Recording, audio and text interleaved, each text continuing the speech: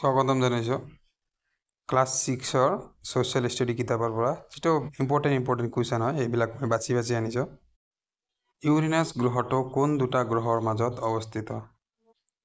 ইয়াৰ correct answer হ'ব option number D শনি আৰু Neptune বিষুৱ ৰেখা কোনটো তাপমণ্ডলত অৱস্থিত বি গ্ৰীষ্মমণ্ডল 3 নম্বৰ ক্ৰকট ক্ৰান্তি বৃত্তটো পৃথিৱীৰ কোনটো গোলাৰ্ধত কল্পনা কৰা হৈছে চাইড অপশন দিয়া আছে ইয়াৰ ভিতৰত কাৰেক্ট आंसर হ'ব অপশন নম্বৰ ডি উত্তৰ গোলাৰ্ধত 4 নম্বৰ বছৰৰ কোন তাৰিখত বিষুৱ ৰেখাৰ ওপৰত সূৰ্যৰ ৰশ্মি হেলনীয়াভাৱে পৰে ইয়াৰ কাৰেক্ট आंसर হ'ব অপশন নম্বৰ এ 21 মাৰ্চ 5 নম্বৰটো মানচিত্ৰৰ উপাদান কেইবিধ আৰু কি কি চাইড অপশন দিয়া আছে ইয়াৰ ভিতৰত কাৰেক্ট आंसर হ'ব অপশন নম্বৰ এ হিমালয় আৰু অল্পছ একোখন দেশ পৰ্বত ইয়াৰ ভিতৰত কাৰেক্ট आंसर হ'ব অপশন নম্বৰ এ ভঙ্গিল পৰ্বত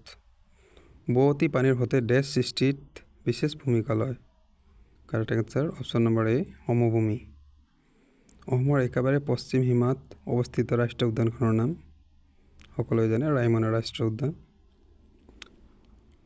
মগধ ৰাজ্যৰ কাষতে থকা নদীখন হ'ল গংগা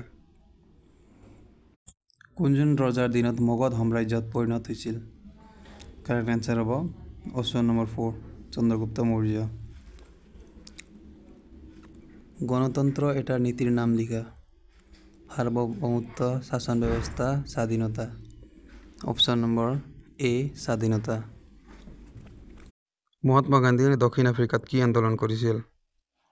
অপশন নম্বৰ সি সত্যাগ্ৰহ আন্দোলন কৰিছিল 13 নম্বৰ কোৱেশ্চনটো লোকসভা আৰু ৰাজ্যসভাৰ আন দুটা নাম কি চাৰিটা অপশন দিয়া আছে ইয়াৰ ভিতৰত আপোনালোকে ভাবি লওক নিম্ন সদন আৰু উচ্চ সদন 14 নম্বৰ কোৱেশ্চন মুখ্যমন্ত্ৰী আৰু মন্ত্ৰী পৰিষদক কোনে নিযুক্তি দিয়ে সকলোৱে জানে ৰাজ্যপালে নিযুক্তি দিয়ে ৰাজ্যৰ মুৰব্বী এটো ৰাজ্যপাল অসম বিধানসভাৰ সমষ্টি 126 খন আছে কোন চনত অসমৰ তিনি তৰপীয়া পঞ্চায়ত ব্যৱস্থা সূচনা হৈছিল ভেৰি ইম্পৰ্টেন্ট কোৱেশ্চন 1994 চনত অসমত পৌৰ নিগম কেইটা আছে এখন আছে ভয়ামৰ যিকোনো দুখন শাসিত পৰিষদৰ নাম এইটো মিচিং আৰু ৰাভা 4 নম্বৰটো নীল হেউজ চেলাই বায়ুৰ পৰা পোনপটীয়াকৈ ডেছ গ্ৰহণ কৰি মাটিৰ উৰ্বৰা শক্তি বৃদ্ধি কৰে নাইট্ৰজেন গ্ৰহণ কৰি মাটিৰ উৰ্বৰা শক্তি বৃদ্ধি কৰে ডেছৰ সহায়ত হুৰা প্ৰস্তুত কৰা হয়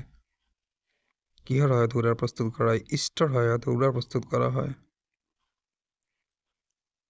সংশ্লেষিক আহাৰবোৰক ডেছ নামৰ কেঁচামালৰ পৰা সংশ্লেষণ কৰা হয় ডেছ নামৰ কেঁচামালৰ পৰা এইটো কাৰেক্ট आंसर হ'ব অপশন নম্বৰ বি পেট্ৰলিয়ামৰ পৰা